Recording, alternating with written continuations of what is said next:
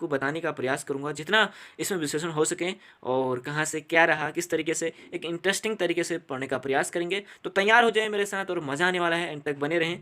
तो चलिए बिना किसी देरी के स्टार्ट करते हैं। सबसे पहले विशेष सूची में नज़र मारते हैं, जो सभी एग्जाम के लिए काफ़ी इंपॉर्टेंट है, चाहे आप एसएससी, रेलवे या अन्य जो भी स्टेट एग्ज़ाम है, ग्रुप सी के जो भी एग्ज़ाम हैं या अन्य एग्जाम है, जैसे यूपीएससी के रिवीजन के तौर पे इसे इस्तेमाल किया जाता है प्री के लिए। तो काफ़ी इंपॉर्टेंट होने वाला है सेशन। तो चैनल बने, चैनल को जरूर सब्सक्राइब करें, लाभदायक लगे। तो चलिए बिना किसी देरी के स्टार्ट करते हैं। तो सबसे पहले विषय सूची इतिहास में हम पढ़ेंगे सबसे पहले भारत का प्राचीन इतिहास क्या रहा, उसके बाद मध्यकालीन इतिहास, आधुनिक इतिहास जो क्या रहा उसके बारे में जानने का प्रयास करेंगे। तो चलिए इसको स्टार्ट करते हैं बिना किसी देरी के। ठीक है, इतिहास क्या होता है, इतिहास को समझते हैं। मैं आपको पूरा इसमें कॉन्सेप्ट भी क्लियर कराऊंगा जहां तक आपने पढ़ा हो, और अपना जो भी है विश्लेषण देने का प्रयास करूंगा। तो इतिहास मीन्स होता है वह मानव का एक सभ्य होने का तरीका। ठीक है, एक वैज्ञानिक अध्ययन हम इसे मान सकते हैं, जो हमारे बीता हुआ समय में हुआ कुछ ऐसे कांड हो, यानी कि ऐसे कुछ कथित कथनाएं हैं जिससे हमको उनसे सीखना चाहिए, यानी कि हमको उनको जानना जरूरी है। तो एक इतिहास कहा जाता है एक मोटे तौर पर, अगर आप समझना चाहते हैं। वैसे इतिहास की परिभाषा अलग अलग है, जिसमें अलग अलग लेखकों द्वारा इसको परिभाषित किया है, लेकिन अब सिंपल भाषा में समझें तो इसे कहते हैं इतिहास को, यानी कि मानव का सभ्य होने का एक वैज्ञानिक तरीका हम इसे मान सकते हैं, जिसमें मानव पहले किस प्रकार एक मनुष्य कपि रूप में था, यानी कि बंदर रूपी शरीर में उसका जीवन चल रहा था, एक कूड़ा बीतने वाला, जंगलों में निवास करने वाला, जिस प्रकार मानव का यहाँ पर शुरुआत हुई, और आज होमो सैपियंस, यानी कि आज हम बात करते हैं, आज चांद पर जाने की, आज हम हर चीज़ की टेक्नोलॉजी की बात करते हैं। तो इस तरीके से मानव का जो विकास हुआ, तो वही उसका ये अध्ययन कर रहे हैं, उसी को हम इतिहास कहा जाता है। ठीक है, तो अब सबसे पहले इतिहास में यहाँ देखा जाए तो दक्षिण में भारत का इतिहास पढ़े हम। उत्तर में हिमालय से लेकर दक्षिण में समुद्र तक फैला यह उपमहाद्वीप भारतवर्ष के नाम से जाना जाता है। तो क्या कह रहा है, ये फैला है उत्तर, यानी कि ये आपको दिशाएं बता देते हैं। उत्तर ये हो गया पूर्व, पश्चिम, उत्तर, दक्षिण। ठीक है दोस्तों, भारत एशिया महाद्वीप का भाग है, आपको पता होगा। तो वही कहाँ तक फैला है, उत्तर और दक्षिण में समूह फैला है। तो क्वेश्चन बनेंगे कैसे, यहाँ पर देख लेते हैं। तो सबसे पहले पूछा जाए कहीं से क्वेश्चन की भारत की जो दिशा है किस हिमालय से किस प्रकार की है, तो उत्तर से दक्षिण के समुद्र तक फैला हुआ एक महाद्वीप भारतवर्ष के नाम से जाता है, जिसे महाकाव्यों और पुराणों में, यानी कि महाकाव्य जो ऐसे जो हमारे ऐतिहासिक जो हमारे प्रमाण दिखाते हैं पहले के, तो उसमें पुराणों में भारतवर्ष या भारत का देश भी कहा गया है। दोस्तों यहाँ के निवासियों को भरत की संतान कहा गया है। तो इसमें भी बहुत सारे तथ्य है। कहा जाता है कि जब राजा भरत का जन्म हुआ तो उसी के नाम से भारत का नाम पड़ा, और कहीं कहीं इतिहासकार इसका अलग अलग प्रमाण देते हैं। तो हमने इतिहास को समझना है। और इसके बाद यूनान के लोग जब यहाँ पर आते हैं तो भारत को इंडिया और मध्यकालीन मुस्लिम इतिहासकारों ने हिंद अथवा हिंदुस्तान के नाम से संबोधित किया दोस्तों। ठीक है दोस्तों, बहुत प्यारी यहाँ पर लैंग्वेज इस्तेमाल की गई है। तो यहाँ से हम क्वेश्चन बनाएंगे। यहाँ से एक बन सकता है कि किसने भारत को हिंदुस्तान के नाम से पुकारा, तो क्वेश्चन है यूनानियों द्वारा। ठीक है, और किसने इसे क्या कहते हैं, पुराणों महाकाव्यों में इसे क्या कहा गया, इसे भारत का देश और भारतवर्ष कहा गया दोस्तों। तो आई होप आपको क्लियर हो गए होंगे टॉपिक। और उसके बाद भारत के इतिहास को 3 भागों में बांटा गया है, जैसे कि प्राचीन भारत और मध्यकालीन भारत और आधुनिक भारत। तो हम सबसे पहले प्राचीन भारत की ओर जाएंगे, ताकि हम समझ सकें कि हमारा प्राचीन में किस तरीके का भारत था, और किस तरीके से मानव का यहाँ पर जन्म हुआ, और किस प्रकार उसकी उत्पत्ति होती है, और क्या क्या वो करता है, और उसकी जानकारी लेंगे। तो सबसे पहले चलिए स्टार्ट करते हैं। प्राचीन भारत, यानी कि इसकी बात करें, इसके स्रोत कैसे मिलते हैं, स्रोत की बात करें, प्राचीन भारत में इतिहास के विषय में जानकारी मुझसे 4 स्रोत मिलते हैं दोस्तों। अलग अलग इतिहासकार इसमें अलग अलग देते हैं, और अलग अलग तरीके से इसे डिजाइन किया गया है। तो इसमें सबसे पहले धर्म ग्रंथ, यानी कि जो हमारे धार्मिक ग्रंथ हैं, जिसमें हमारे धर्म के बारे में लिखा गया है, उससे हमको पता लगता है। और ऐतिहासिक ग्रंथ के बारे, इतिहास में क्या हुआ उसके बारे में थोड़ा इतिहास के बारे में जानकारी मिलती है, यानी कि कौन से गुफा कहाँ पर मिली, कौन से किस तरीके से मानव ने किस तरीके से पहले क्या इस्तेमाल किया, इस तरीके से चित्र या शैल चित्र ऐसे प्रमाण दिखाते हैं, जिनके माध्यम से हम इनको जानने का प्रयास करते हैं दोस्तों। अगली बात आते हैं विदेशी विवरण। विदेशियों जो भी यहाँ पर आए, जैसे यहाँ पर बहुत सारे विदेशी लोग आए, जैसे ह्वेनसांग अपनी विदेशी विवरण में यहाँ पर लिखते हैं। बहुत सारे ऐसे इतिहासकार आए जिन्होंने भारत का विवरण किया और जाना कि भारत में किस तरीके से क्या हुआ। तो उनके विवरण से हम पता लगा सकते हैं। और पुरातात्विक साक्ष्य, यानी कि जो हमारे साक्ष्य मिले हैं, उनसे भी हम इतिहास को जानने का प्रयास करते हैं दोस्तों। ठीक है, तो यहाँ पर क्वेश्चन एक और बन सकता है कि भारत के इतिहास, प्राचीन इतिहास को जानने के कुछ स्रोत हैं। तो ये ऑप्शन आपके हैं, तो इस तरीके से आप देख सकते हैं। अगला है कि धर्म एवं ऐतिहासिक ग्रंथ में मिलने वाली महत्वपूर्ण जानकारी। तो दोस्तों काफ़ी इंटरेस्टिंग है कि हमारे धर्म ग्रंथ है, जो हमारे धर्म ग्रंथ है, आखिर उनमें क्या मिला है, कैसे मिला। तो सबसे पहले पढ़ते हैं भारत का सर्व प्राचीन धर्म ग्रंथ वेद है। वेद क्या होते हैं दोस्तों? वेद सबसे पहले हमको क्वेश्चन बनता है वेद। वेद मीन्स यानी कि हाँ, जिसमें हमारे धर्मों के बारे में लिखा जाता है। धर्म यानी कि साहित्य, साहित्य जो हमारा एक साहित्यिक धर्म है उनके बारे में लिखा जाता है दोस्तों, वही वेद कहलाते हैं। ठीक है, तो वही धार्मिक ग्रंथ हैं जिनमें वेद कहा जाता है, जिनमें जो हमारे किसने संकलन किए, संकलन यानी कि महर्षि द्रव्यान वेदव्यास को माना जाता है। तो इसके जो संकलन करता है, इसके वो करते हैं, इसे महर्षि देवयान वेदव्यास को माना जाता है दोस्तों। क्वेश्चन बन सकता है कि किसे धार्मिक ग्रंथ जो हमारे वेद के संकलनकर्ता कहा जाते हैं, तो उसके कृष्ण द्वैपायन वेदव्यास जी को कहा जाता है दोस्तों। वेद आप सभी को पता है 4 प्रकार के वेद हैं, ऋग्वेद, यजुर्वेद, सामवेद और अर्थवेद। यानी कि इनसे हम मान सकते हैं जितना भी हम स्रोत जो भी चीज़ें लेते हैं तो हम इन्हीं के माध्यम से, इन्हीं के स्रोतों के माध्यम से हमें धर्म के बारे में जानकारी हम पाते हैं दोस्तों। ठीक है, तो इनमें क्या है पढ़ते हैं ऋग्वेद। ऋग्वेद यानी इनमें मंत्रों का उल्लेख हुआ है, सबसे प्राचीन वेद इसे माना गया है। इसमें ऋचाओं के क्रमबद्ध ज्ञान के संग्रह का उल्लेख कहा जा, यानी कि ऋचाएँ के क्रमबद्ध ज्ञान के संग्रह का को ऋग्वेद कहते हैं। इसमें 10 मंडल हैं और 1028 सूक्त हैं और एवं 10,462 ऋचाएँ हैं। इस वेद के ऋचाओं को पढ़ने वाले को ऋषि को ह्रोत कहा जाता है और इस वेद से आर्य की राजनीति प्रणाली और इतिहास के बारे में जानकारी मिलती है। तो इंटरेस्टिंग सवाल है, यहाँ से बन सकता है। तो सबसे पहले ऋग्वेद में 10 मंडल है। अब पढ़ते हैं मंडल क्या होते हैं और सूक्त क्या होते हैं और ऋचाएँ क्या हैं। 10,000 इतनी जाते हैं। बस यहाँ से क्वेश्चन बन सकता है कि ऋग्वेद में कितने मंडल है, 10 मंडल है और कितनी सूक्तियाँ हैं, 1028 सूक्तियाँ हैं और ऋचाएँ कितनी हैं, 10,000 से ऊपर आप मान सकते हैं, 10,000 से 462 की ऋचाएँ दोस्तों। और एक क्वेश्चन यहाँ पर बनेगा, इन्हें पढ़ने वालों को क्या कहा जाता है, ह्रोत कहा जाता है, ह्रोत। ठीक है दोस्तों, मान लेते हैं इसको कैसे समझें। जैसे हम कोई किताब पढ़ते हैं तो हम किताब पढ़ते हैं, जैसे आपने कोई बुक पढ़ी, इतिहास का अध्ययन करें तो हम क्या कहलेंगे, एक विद्यार्थी कहलेंगे। उसी प्रकार इन वेदों को पढ़ने वाले जो होंगे, उनकी जानकारी जो रखते हैं, उन्हें ह्रोत कहा जाता है। बस ऐसे रिलेटेड कर सकते हैं, जिस प्रकार हम अभी विद्यार्थी कहलेंगे उसी समय इनको पढ़ने वाले को ह्रोत कहा जाएगा। इस तरीके से हम इसे रिलेट कर सकते हैं दोस्तों।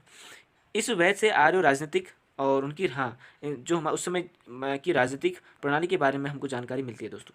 ठीक है, अब आगे पढ़ते हैं। विश्वामित्र द्वारा रचित ऋग्वेद के 3रे मंडल में सूर्य देवता को सावित्री को समर्पित प्रसिद्ध गायत्री मंत्र है और इसे 9वें मंडल में देवता सोम का उल्लेख है दोस्तों। तो कितना यहाँ पर अच्छा, यहाँ पर इंटरेस्टिंग चीज़ें हैं कि विश्वामित्र जी जो है जिन्होंने ऋग्वेद रचित ऋग्वेद के 3रे मंडल, तो 3रा मंडल है, 3रे मंडल में यानी कि मंडल मीन्स समझ लेते हैं जिनमें हमारे यानी कि देवी देवताओं यानी उनके बारे में उल्लेख कहा जा सकता है, उनके बारे में चीज़ें जानकारी हमको मिलती है।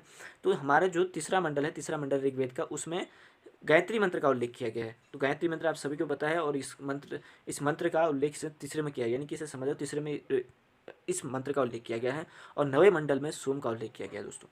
ठीक है, तो यहाँ से 2 क्वेश्चन बन गए होंगे कि 3रे में गायत्री मंत्र का और 9वें मंडल में देवता सोम का उल्लेख किया गया है। और आगे बढ़ते हैं। 8वें मंडल में हस्तलिखित ऋचाओं को खिल कहा जाता है। ऋचाओं को खिल कहा जाता है। 8वें मंडल में हस्तलिखित जो हाथ से लिखी ऋचाएँ हैं उन्हें खिल कहा जाता है दोस्तों। ठीक है, आगे बढ़ते हैं। चातुर्वर्णीय समाज की कल्पना का आदि स्रोत ऋग्वेद के 10वें मंडल में पुसूक्त, जिनमें जिनके अनुसार 4 वर्ण है, ब्राह्मण, क्षत्रिय, वैश्य, शूद्र आदि पुरुष ब्रह्मा के क्रमशः मुख, भुजाओं, जंघाओं, चरणों से उत्पन्न हुए। क्या बात है दोस्तों, कितना इंटरेस्टिंग पॉइंट है कि कहा गया है कि जो हमारे वर्ण व्यवस्था है दोस्तों, वर्ण व्यवस्था उन्हें यहाँ पर संबोधित करके बताया गया है कि ब्रह्मा जी के क्रमशः मुख मीन्स मुँह है और भुजाएं हैं और जंघाएं हैं, यानी कि चरण है। यानी कि जो हमारे, अब एक चीज़ यहाँ से हम अनुमान लगा सकते हैं, जो हमारी वर्ण व्यवस्था चली है यह ऋग्वेदिक काल से शुरू होगी, इसका हम इस तरीके से मान सकते हैं दोस्तों। ठीक है, जो आज हम ब्राह्मण, क्षत्रिय यानी कि ब्राह्मण पूजा पाठ जो करते हैं, क्षत्रिय में से जो योद्धा इस तरीके से कर सकते हैं, जो वैसे मीन्स जो अन्य और काम करते हैं, इस तरीके से जो बांटे गए काम है यहीं से स्टार्ट यहाँ पर ये माने गए हैं। तो इन्हें ब्रह्मा जी के मुख और भुजाएं यानी कि जंघाएं, चरण इस तरीके से संबोधित किया गया है दोस्तों। आगे बढ़ते हैं। धर्म सूत्र 4 प्रमुख जातियों की स्थितियां, व्यवसाय, दायित्व, कर्तव्य, विशेषज्ञों का स्पष्ट वेद करता है। वामन अवतार के 3 पगों में आख्यान में प्राचीन स्रोत ऋग्वेद है। तो सबसे प्राचीन स्रोत ऋग्वेद है और ऋग्वेद में इंद्र के लिए 250 और अग्नि के लिए 200 रचनाओं की रचना की गई है और प्राचीन इतिहास के साधन के रूप में वैदिक साहित्य में ऋग्वेद के बाद सतपथ ब्राह्मण का स्थान है दोस्तों। काफ़ी इंटरेस्टिंग सवाल यहाँ से फिर आने वाला है कि सबसे प्राचीनतम जो वेद है ऋग्वेद है, और इसमें इंद्रदेव, इंद्रदेव को हम क्या कह सकते हैं? इंद्रदेव को जितने भी हमने जनश्रुति के आधार पर मूवियों में, सॉरी सीरियलों में देखा है कि इंद्रदेव को वर्षा का देवता कहा जाता है, तो उन्हें उनका उल्लेख यहाँ पर किया गया है 250 बार ऋग्वेद में किया गया है। और अग्निदेव, अग्निदेव का 200 ऋचाओं में इनका उल्लेख किया गया है। ठीक है, और इन सबसे इनमें से वैदिक साहित्य में जो ऋग्वेद के बाद जो है शतपथ ब्राह्मण है दोस्तों। ठीक है, क्लियर हो गया। तो आगे बढ़ते हैं। अब इस वेद के बारे में हमने जान लिया, जितना भी हमसे यहाँ से क्वेश्चन बनने हैं, और आगे बढ़ सकते हैं। हमने सिर्फ फैक्ट देखने हैं जहाँ से हमारे क्वेश्चन बनने हैं। और अगला है यजुर्वेद, यानी कि जो यज्ञ कर्मकांड का वेद कहा जाता है, इसे हम कह सकते हैं। सर्वस्वर पाठ के लिए मंत्रों और बलि के समय अनुपालन के नियमों का जो संकलन यजुर्वेद कहलाता है, इसके पाठकर्ता को अधर्व कहा जाता है। यानी कि इसमें मंत्र होते हैं, कर्मकांडों के बारे में जानकारी दी जाती है, यज्ञों के बारे में जानकारी दी जाती है।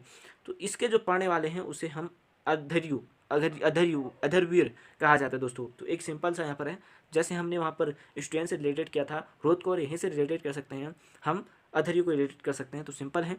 और कोई भी चीज़ हम पढ़ रहे हैं, जैसे हम कोई पुस्तक पढ़ते हैं तो हम उसके पढ़ने वाले बन जाते हैं, उसी प्रकार यजुर्वेद को जो पढ़ता है उसे हम कह जाते हैं अधर्यु कहा जाता है दोस्तों। ठीक है, और आगे बढ़ते हैं कि ऐसा वेद है जो गद्य पद्य दोनों में है दोस्तों। तो क्वेश्चन यहाँ पर बन सकता है कि ऐसा कौन सा वेद है जो गद्य और पद्य के लिए दोनों में है? तो वह है यजुर्वेद। ठीक है, आगे बढ़ते हैं। सामवेद, यह गाए जा सकने वाली ऋचाओं का संकलन है। इसके पाठ्यकर्ता को उदारतु कहा जाता है, और यह भारतीय संगीत का जनक भी है दोस्तों।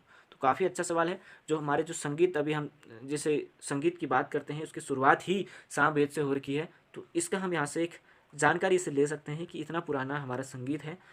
तो भारतीय संगीत का जनक किस वेद को कहा जाता है? तो सामवेद को कहा जाता है, और इसके पाठ्यकर्ता को कहा जाता है उद्रातु।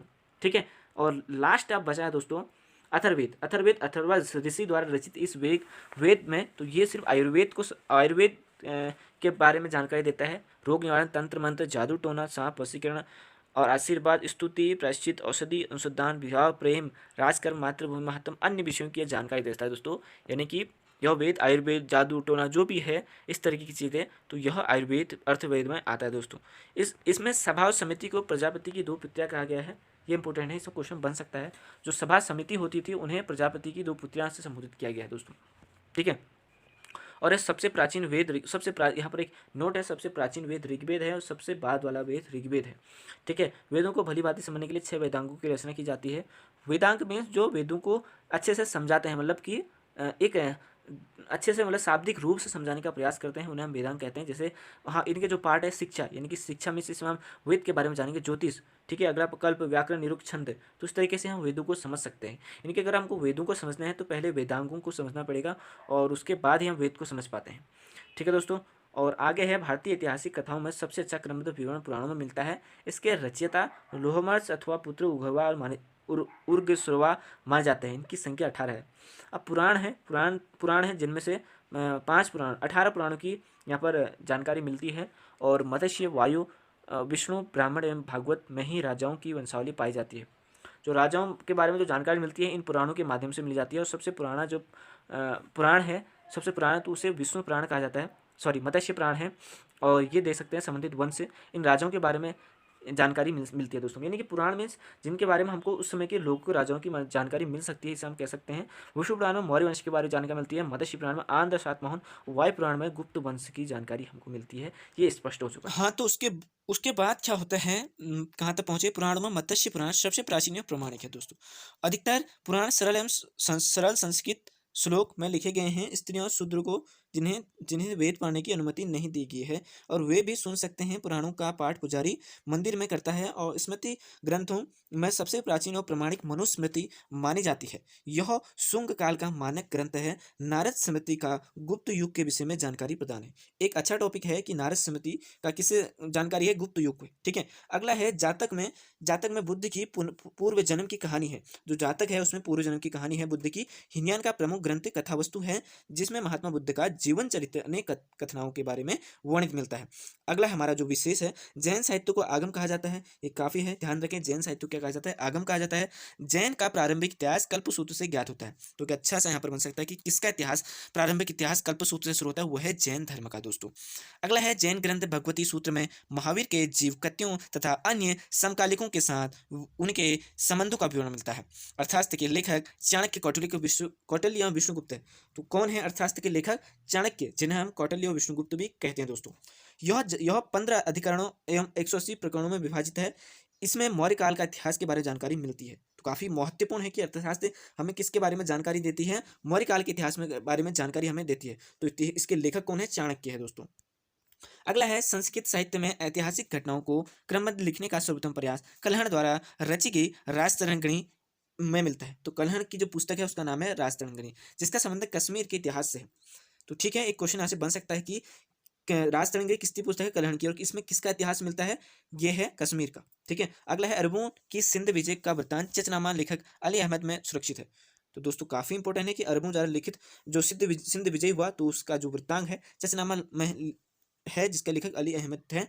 अष्टाध्यायी संस्कृत भाषा व्याकरण की प्रमुख पुस्तक है, के लेखक पाणिनि है। अष्टाध्यायी के लेखक कौन है, पाणिनि है। इससे मौर्य के पहले का इतिहास तथा मौर्यकालीन राजनीतिक अवस्था के बारे में जानकारी प्राप्त होती है। कल्याण की गार्गी संहिता एवं ज्योतिष ग्रंथ है। कल्याण की क्या है, गार्गी संहिता एवं ज्योतिष ग्रंथ। फिर भी इसमें भारत में होने वाला यवन आक्रमण का उल्लेख मिलता है। जब यवन ने यहाँ पर आक्रमण किया, उसका यह लेख कहाँ मिलता है, ये मिलता है गार्गी संहिता में। ठीक है, पतंजलि पुष्यमित्र शुंग के पुरोहित थे। इससे इसके महाभाष्य से शुंगों के इतिहास के बारे में पता चलता है। यानी कि हम पता लगा सकते हैं सबसे पहले कि हमको जो ये विवरण है, पुस्तकें हैं, ये हमारे बारे में जानकारी देती है। ठीक है, अष्टाध्यायी के उसमें से हमको इसमें मौर्य के इतिहास के बारे में, पहले के बारे में जानकारी मिलता है। कल्हण के द्वारा राजधानी के बारे में हमको यही इतिहास दोस्तों, इन पुस्तकों के माध्यम से हमको इतिहास के बारे में जानकारी मिलती है। जो कश्मीर के इतिहास के बारे में जानकारी मिलती है। उससे पहले हमने जो शास्त्र के चाणक्य लेखक है, चाणक्य, उसमें से उनके जो लेखक हैं उनमें से हमको मौर्यकालीन इतिहास के बारे में जानकारी मिलती है। ठीक है दोस्तों, ये कुछ ऐसे इंपॉर्टेंट फैक्ट है जो आगामी परीक्षाओं के लिए काफ़ी इंपॉर्टेंट है दोस्तों। कल्याण की गार्गी संहिता में हमको भारत में होने वाले यवन आक्रमण के बारे में जानकारी मिलती है। ठीक है, और पतंजलि पुष्यमित्र शुंग के पुरोहित थे, इससे महाभाष्य शुंगों के इतिहास के बारे में जानकारी हमको मिलती है दोस्तों। ठीक है, तो एक बार हम क्विक रिवीजन कर लेते हैं। सबसे हमने क्या पढ़ा, सबसे पहले हमने इतिहास पढ़ा, इतिहास की एक झलक समझी, इतिहास क्या है, इतिहास के बारे में हमने उसके स्रोत पढ़े, स्रोत पढ़ने से अनुसार हमने उसके धर्म ग्रंथ क्या है उसके बारे में पढ़ने का प्रयास किया, कितने प्रकार से उस इतिहास को हम पढ़ सकते हैं। फिर उसके बाद ऐतिहासिक ग्रंथ है, ऐतिहासिक ग्रंथ के बारे में भी हम जानेंगे, ऐतिहासिक ग्रंथ है। और उसके बाद हमने विदेशी विवरण पढ़ेंगे, विदेशी विवरण के साक्ष्य से भी हमको जानकारी मिलती है। उसके बाद हमको साक्ष्य जो है अलग अलग, उनके बारे में हमको जानकारी मिलती है, या पुरातात्विक साक्ष्य के बारे में, इससे हमको इतिहास के बारे में जानकारी मिलती है दोस्तों। तो उसके बाद हमने वेद पढ़े, वेद इसके जो संकलन करता है उन्हें किसने कहा जाता है, वेदायन व्यास जी को कहा जाता है। ठीक है, और अगले बात उसके बाद हमने वेद पढ़े, जो वेद है, वेद क्या होते हैं, वेदों के बारे में जाना, वेद क्या है, वेद के प्रकार 4 प्रकार, इनके बारे में जाना, जिसमें ऋग्वेद, जिसमें मंत्रों का उल्लेख किया जाता है बहुत सारे। इनमें कितने मंडल है, 10 मंडल है, और 1028 सूक्तियाँ हैं, और 40 से 10,000 से ऊपर, सॉरी, इतनी ऋचाएँ हैं दोस्तों। ऋग्वेद के जो पढ़ने वाले को ह्रोत कहते हैं। और उसके बाद हमने इसके बाद पढ़ा कि किस तरीके से वर्ण व्यवस्था बनाई गई है। सबसे पहले यहीं से ब्राह्मण, फिर क्षत्रिय, वैश्य, और उसके बाद आगे इस तरीके से शूद्र, और आगे हमने पढ़ा। फिर उसके बाद ये ऋग्वेद के बाद हमने पढ़ा यजुर्वेद। यजुर्वेद के यज्ञ का ज्ञान इसमें मिलता है, यज्ञ कर्म कांडों के आधार पर है। और इसमें इसके जो क्या कहते हैं, जो इन्हें पढ़ते हैं उन्हें क्या कहते हैं दोस्तों, कमेंट करके आप मुझे बताएं। और उन्हें जो कहते हैं दोस्तों, क्या कहते हैं, यजुर्वेद को उन्हें अधर्यु कहते हैं। ठीक है, और उसके बाद हमने पढ़ा सामवेद पढ़ा। सामवेद में हमने जो पढ़ने वाले उधातु कहा जाता है, यानी कि अधर्यु फिर उधातु, सबसे पहले ह्रोत, अधर्यु और उधातु। और इस तरीके से हमने इन वेदों, फिर उसके बाद अथर्ववेद को समझा, अथर्ववेद को जाना हमने। और सभा समिति का यहाँ पर जिक्र हुआ, और सभा समिति को प्रजापति के 2 पत्तियों के बारे में का कहा गया। उसके बाद हमने इसके पुराण पढ़े, पुराण कितने होते हैं, 18 होते हैं। सबसे पूरा पुराण मत्स्य पुराण होता है। और उसके बाद हमने पुस्तकें पढ़ी, किस किससे विवरण क्या पड़ता है। कठधारा रास्तंगी से हमें कश्मीर के बारे में जानता है, और अर्थशास्त्र जो उनके लिखी गई है उसके बारे में हमको मौर्य के आगे वाले चीज़ों के बारे में जानकारी मिलती है। ठीक है, के इतिहास के बारे में अष्टाध्यायी से हमको भी मौर्यकालीन युग के जो आगे वाले थे उनके बारे में जानकारी मिलती है। और इससे कलहन की गार्गी द्वारा हमको संहिता से, फिर इसमें भारत में होने वाले यमन के बारे में जानकारी मिलती है। तो ये कुछ हमने खास झलकियाँ पढ़ी। अब हम पढ़ेंगे विदेशी बातों से मिलने वाली प्रमुख जानकारी क्या है दोस्तों। सबसे पहले यहाँ पर यूनानी रोमन यहाँ पर आए थे। टेशियस, यह ईरान का राजवैद था, और भारत के संबंध में इसका विवरण आश्चर्यजनक कहानी से परिपूर्ण होने के कारण अविश्वसनीय है दोस्तों। तो ये लेखक है जिन्होंने लिखा, टेल्सियस। और उसके बाद हेरोडोटस, इन्हें इतिहास का पिता कहा जाता है। इसने अपनी पुस्तक हिस्टोरिका में 5वीं शताब्दी में ईसा पूर्व भारत और फारस के संबंध का वर्णन किया है, परंतु इसका विवरण भी अफवाहों अनुसूचियों पर आधारित है दोस्तों। यानी कि स्पष्ट जानकारी इनसे नहीं मिलती है हमको, जिनके बारे में भारत के इतिहास को पढ़ सकते हैं। यानी कि कहा जा सकता है कि टेसियस और ये हेटोस, यहाँ इनके बारे में अधूरी जानकारी हमको मिलती है। और अगले हैं इंपोर्टेंट सिकंदर के साथ आने वाले लेखक, जिन्हें अलग अलग है, निरियाकस और अनेक्सिकस, आस्टियोबुकस बुलस विवरण के प्रमाणिक विश्वसनीय है। और मैगस्थनीज यह सेलिकस निकेटर का राजदूत था जो चंद्रगुप्त मौर्य के राजदरबार में आया था, और इसने अपनी पुस्तक इंडिका में मौर्य युगीन समाज से और संस्कृति के बारे में जानकारी मिली। तो एक बड़ा यहाँ पर सवाल बन सकता है कि मौर्य युगीन संस्कृति यानी कि समाज का उल्लेख किस विदेशी विवरण के अनुसार मिलता है, वो है मैगनीस्टीज की पुस्तक है जो इंडिका में इसकी जानकारी हमको मिल सकती है। यानी कि अभी भी एक है तुम्हारे हेरोडोटस की पुस्तक हिस्टोरिका से जानकारी मिलती है, और दूसरा है मैगनीस्टीज जो जब पुस्तक है इंडिका से हमको इनकी जानकारी मिलती है दोस्तों। आगे है डाइमेकस, यह सीरियन नरेश अंत्योदय युग का राजदूत था जो बिंदुसार के राजदरबार में आया, और इसका विवरण मौर्य युगीन से संबंधित है दोस्तों। डायनोसियस यह एक मिस्र देश नरेश टालमी फिल्डेस का राजदूत था जो अशोक के राजदरबार में आया। यहाँ से पूछे जा सकते हैं कि कौन किसके दरबार में आया। अभी ध्यान रखिए, मैगनीज किसके दरबार में आया, मौर्य युग में आया, और डाइमेकस ये भी मौर्य युग में आया, और डायोनियस ये अशोक के काल में आया दोस्तों। और टालमी इससे दूसरी शताब्दी में भारत का भूगोल नामक पुस्तक लिखी, और यहाँ पर पूछा जा सकता है कि भारत का भूगोल नामक पुस्तक किसने लिखी, ये लिखी टालमी ने। ठीक है, प्लिनी इसने प्रथम शताब्दी में नेचुरल हिस्ट्री नामक पुस्तिका, तो देखो ये काफी इंपोर्टेंट दोस्तों, हम इन चीजों को भूल जाते हैं। नेचुरल हिस्ट्री किसने लिखी, प्लिनी ने लिखी दोस्तों। इससे भारतीय पशु पेड़ पौधों खनिजों पदार्थों के बारे में मिलता है दोस्तों। ठीक है, तो आगे मिलते हैं नेचुरल हिस्ट्री किसने लिखी, प्लिनी ने लिखी। और आगे है पेरिप्लस ऑफ द इवरियन सी। इस पुस्तक के लेखक के बारे में जानकारी नहीं है। यह लेखक करीब 80 ईस्वी में हिंद महासागर की यात्रा पर आया, और इसने उस समय के भारत के बंदरगाहों और व्यापारिक वस्तुओं के बारे में जानकारी मिलती है। ठीक है, तो ये काफी इंपोर्टेंट है, नेचुरल हिस्ट्री और भारत का भूगोल, टालमी, प्लिनी, और इसके बाद ये आते हैं। अगली बात है चीनी लेखक जो हैं फाहियान यहाँ पर आए। फाहियान यह चीनी यात्री गुप्त नरेश चंद्रगुप्त द्वितीय के दरबार में था। इसने अपने विवरण में मध्य प्रदेश की समाज और संस्कृति के बारे में वर्णन किया, और इसने मध्य प्रदेश की जनता को सुखी और समृद्ध बताया दोस्तों। तो काफी इंपोर्टेंट ये सवाल बन सकता है कि मध्य प्रदेश की समाज और संस्कृति के बारे में जानकारी किस चीनी लेखक के द्वारा मिलती है, वो है फाहियान के बारे में। ठीक है, तो काफी इंपोर्टेंट है आने वाले एग्जाम के लिए। स्वयं जो 518 ईस्वी में भारत आया, इसने अपने 3 वर्षों में बौद्ध धर्म की प्राप्ति कितनी ली, बौद्ध धर्म के बारे में जानकारी दी। हुइंगसांग यह हर्षवर्धन के काल में आया। तो किसके काल में, काल भी देख लेना दोस्तों। हुइंगसांग किसी काल में, हर्षवर्धन के काल में भारत आया। हुइंगसांग 629 ईस्वी में चीन से भारत के लिए प्रस्थान किया, और लगभग 1 वर्ष की यात्रा के बाद सर्वप्रथम वह भारतीय राज्य कपिसा पहुंचा, और भारत में 15 वर्षों तक ठहरकर 645 में चीन लौट आया। यह बिहार के नालंदा जिला स्थित नालंदा विश्वविद्यालय में अध्ययन करने वाला तथा भारत से बौद्ध धर्म एकत्र कर ले जाने वाला आया था, और इसका प्रमाण वृत्तांत सियुकी में मिलता है। नाम से प्रसिद्ध 138 देशों का विवरण मिलता है, और इसमें हर्षकालीन समाज यानी कि धर्म और राजनीति के बारे में जानकारी मिलते हैं। तो काफी यहाँ से प्रश्न बन सकता है कि हुइंगसांग किसी काल में आया था। यह आया था हर्षवर्धन के काल में आया था, और कब आया था, 629 ईस्वी में आया था। और यहाँ इसने क्या किया, यह 15 वर्ष तक ठहरा यहाँ, और यहाँ इसने नालंदा विश्वविद्यालय में यहाँ पर शिक्षा ग्रहण की, और 138 देशों का इसने इसका विवरण के बारे में हमको जानकारी मिलती है। किसने यहाँ पर क्या दिखा, हर्षकालीन समाज और संस्कृति के बारे में इसने जाना दोस्तों। इसके विवरण में सिंध का राजा शुद्ध था, ऐसा विवरण मिलता है। तो काफी इंटरेस्टिंग सवाल यहाँ से बन सकते हैं। और हुइंगसांग के धन के समय नालंदा विश्वविद्यालय में कुलपति आचार्य शिवभद्र भी थे दोस्तों। तो दोस्तों काफी जो लूसेंट है, काफी इंपोर्टेंट, इसलिए लोग इसे प्रेफर करते हैं क्योंकि एक एक फैक्ट यहाँ पर मिल रहे हैं दोस्तों। तो इत्सिंग फिर आया। तो इत्सिंग 7वीं ईस्वी के अंत में भारत आया। इसने अपने विवरण में नालंदा विश्वविद्यालय में विक्रमशिला विश्वविद्यालय में अपने समय के भारत का वर्णन मिलता है दोस्तों। ठीक है, अब आते हैं अरबी लेखक अल बुरूनी। यह महमूद गजनवी के समय मध्य में भारत आया। अरबी में लिखी गई उसकी कृति किताब उल हिंद और तहकीक हिंद भारत की खोज। तो पुस्तक है किताब उल हिंद, किसकी पुस्तक है, ये अल बुरूनी की पुस्तक है। आज भी इतिहासकारों के लिए महत्वपूर्ण स्रोत है। इसके बारे में राजपूतकालीन समाज और संस्कृति और राजनीति के बारे में इसने सुंदर प्रकाश डाला दोस्तों। तो काफी इंटरेस्टिंग यहाँ से सवाल बन सकते हैं। अगला अन्य लेखक तारानाथ, यह एक तिब्बती लेखक था, और इसने कैम्बूर तंयो नामक ग्रंथ की रचना की, और भारतीय इतिहास के बारे में जानकारी मिलती है। तो काफी विवरण मिलते हैं। मार्को पोलो, यह 13वीं शताब्दी के अंत में पांड्य देश की यात्रा में भारत आया, और इसने विवरण से पांड्य इतिहास के बारे में जानकारी मिलती है। तो विदेशी विवरण हमने देख लिए। सबसे पहले हमने देखा हेरोडोटस की जो पुस्तिका हिस्टोरिका से हमको थोड़ा कुछ जानकारी मिलती है। उसके बाद यहाँ पर आते हैं हुइंगसांग के विवरण से हमको उनकी पुस्तक सियोकी से हमको जानकारी मिलती है, और अल बरूनी से हमको जानकारी मिलती है। ठीक है, अन्य जो भी है टालमी के विवरण से हमको जानकारी मिलती है।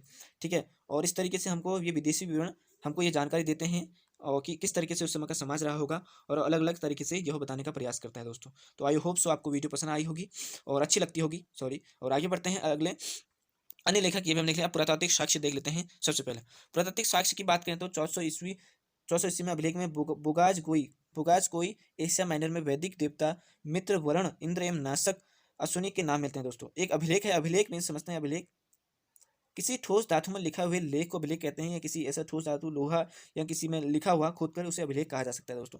तो ये मिलता है 1400 ईस्वी में, 1400 ईस्वी के आसपास मिलता है, जिसमें बुगाज कोई पर एशिया माइनर में वैदिक देवता, एक देवता का इसमें उल्लेख मिलता है, मित्र वरुण इंद्र नासक के नाम इसमें मिलते हैं। तो मिलते हैं। तो इस तरीके से हम पुरातात्विक साक्ष्य जो हमारे पुराने इनसे हमको बुगाजगुई, तो बुगाजगुई याद रखिएगा, यहाँ से बन सकता है। तो आगे बढ़ते हैं। मध्य भारत में भागवत धर्म विकसित होने वाला प्रमाण यह यवन राजदूत हेलियोडोरस के वेस्कन विदिशा गरुड़ स्तंभ लेख से मिलता है। और सर्वप्रथम भारत का जिक्र हाथी गुफा लेख से मिलता है। भारतवर्ष का जिक्र हाथी गुफा लेख से मिलता है। यह हाथी गुफा लेख किस शासक यहाँ पर दे भी रखा है, कलिंग राज खगेल से संबंधित है। और सर्वप्रथम दुर्भिक्ष की जानकारी देने वाला अभिलेख सौगौरा अभिलेख है। और सर्वप्रथम भारत पर होने वाले हुण आक्रमण की जानकारी भीतरी स्तंभ लेख से मिलती है। तो काफी यहाँ पर सवाल बनते हैं कि हुण जानकारी हमको भीतरी स्तंभ लेख से प्राप्त होती है। सती प्रथा का पहला लिखित साक्ष्य एरन अभिलेख से मिलता है। ठीक है, सती प्रथा मीन्स ऐसी प्रथा अगर अगर अगर किसी उस समय का जो है कोई मतलब मर जाता है, यानी कि पति मर जाता है, तो उस समय पत्नी अग्नि पर अपना प्राण त्याग देती, इस तरह की कुछ प्रथाएं थी। तो इसका जो अभिलेख मिलता है एरन अभिलेख से मिलता है। और ये भानुगुप्त से शासक उस समय भानुगुप्त तो होता है। इस तरीके से हम इसकी जानकारी मिल सकती है। रेशम बुनकर की श्रेणियों की जानकारी मंसूर अभिलेख से मिलती है दोस्तों। तो अभिलेख सबसे पहले भारतवर्ष का अभिलेख जो हमको मिलता है ये हाथी गुफा लेख से मिलता है। और सती प्रथा का हमको एरन अभिलेख से मिलता है। और हुण आक्रमण की जानकारी हमको भीतर स्तंभ लेख से मिलता है दोस्तों। तो अब देख लेते हैं महत्वपूर्ण अभिलेख और शासक उस समय कौन रहे हैं। अभिलेख शासक हाथी गुफा जो अभिलेख कलिंग राजा खकेल के समय का है। जूनागढ़, इस ये जो हम लुसेंट आपको प्रोवाइड कर रहे हैं, इसको आपको 2-3 बार रिवाइज करना है। तो आपके जो भी कॉन्सेप्ट है धीरे धीरे क्लियर हो जाएंगे और आपको ये पूरा डिट्टो याद हो जाएगा दोस्तों। जूनागढ़ गिरनार अभिलेख रुद्र दामन के समय, नासिक अभिलेख गौतमी बलश्री, प्रयाग स्तंभ लेख समुद्रगुप्त और ऐहोल अभिलेख पुलिकेशन, मत्स्य अभिलेख मालवा नरेश यशोवर्मन और ग्वालियर अभिलेख प्रतिहार नरेश, भीतरी अभिलेख जूनागढ़ स्कंद का और देवपाड़ा अभिलेख ये है बंगाल एवं शासक विजय सेन से संबंधित दोस्तों। इसके बाद हम प्रैक्टिस सेट भी करेंगे जो काफ़ी इंपॉर्टेंट प्रैक्टिस सेट होंगे इससे संबंधित, जिससे आपके जो भी क्वेश्चन है सही बिल्कुल सही होंगे। रेशम बनकोरी हमने पढ़ लिया, मंसूर अभिलेख से मिलता है। अगला है अभिलेखों के अध्ययन को एपिग्राफी कहा जाता है। ये भी इंपॉर्टेंट, काफ़ी वक्त पूछा गया है। तो अभिलेखों के अध्ययन को एपिग्राफी कहा जाता है, ये भी ध्यान रखिए। अगला है कश्मीर नौपाषाणिक पुरस्थल बुर्जहोम से गर्तावास में गड्ढा घर का साक्ष्य मिलता है। इनमें उतरने वाली सीढ़ियाँ होती है। गर्तावास देखो दोस्तों, यहाँ पर कश्मीर के बुर्जहोम से गर्तावास गड्ढा घर, यहाँ एक जानकारी मिलती है जिसमें साक्ष्य मिलता है। पहला साक्ष्य कहाँ से मिलता है, बुर्जहोम से, मानव का रहने वाला निवास या गर्तावास या फिर कह सकते हैं गड्ढा घर। तो साक्ष्य मिलता है कश्मीर से, बुर्जहोम से। प्राचीन सिक्कों को आहूत सिक्के कहा जाता है। इसे साहित्य में कैशाणपुर कहा गया है। सर्वप्रथम सिक्कों पर लेख लिखने का कार्य यवन शासकों ने किया। तो सिक्कों पर लेख लिखने का साक्ष्य कहाँ किसने किया, यवन शासकों पर। क्वेश्चन बन सकता है। और समुद्रगुप्त की वीणा बजाती हुई मुद्रा वाले सिक्के उसके संगीत प्रेमी होने का प्रमाण अरिकमेडु प्रमाण मिलता है। और अरिकमेडु पुदुचेरी के निकट रोमन के सिक्के प्राप्त हुए दोस्तों। तो ये काफ़ी इंपॉर्टेंट, तो ये है पूरा इतिहास के बारे में जो जानकारी मिलती है ये है पूरा। तो आई होप सो वीडियो आपको पसंद आएगी, थोड़ा सा इतिहास के बारे में हमको जानकारी जरूर मिली होगी। तो आज की इस वीडियो में इतना ही लेते हैं। और मैंने बताने का पूरा प्रयास किया आपको किस तरीके से यहाँ पर इतिहास क्या है, इतिहास किस तरीके से शुरुआत हुई और क्या क्या यहाँ से स्रोत मिले, और सबसे प्राचीन जो स्रोत हैं क्या है और किस तरीके से लेख मिले हैं। तो आशा करता हूँ आपको वीडियो पसंद आई होगी। एक दो बार रिवीजन जरूर कीजिएगा। और कहीं पे कुछ आपके सवाल हैं तो मुझे कमेंट करके जरूर पूछेगा। और कहीं पर कुछ गलतियाँ मुझसे होगी तो मुझे क्षमा करें, क्योंकि इसके बाद हम प्रैक्टिस सेट करेंगे। प्रैक्टिस सेट के माध्यम से पूरे आपके कॉन्सेप्ट क्लियर हो जाएंगे। तो आज की इस वीडियो में इतना ही लेते हैं। और आपको ये वीडियो कैसे लगे कमेंट करके जरूर बताएं। मिलते हैं अगली वीडियो में, तब तक अपना ध्यान रखें। Bye bye, take care.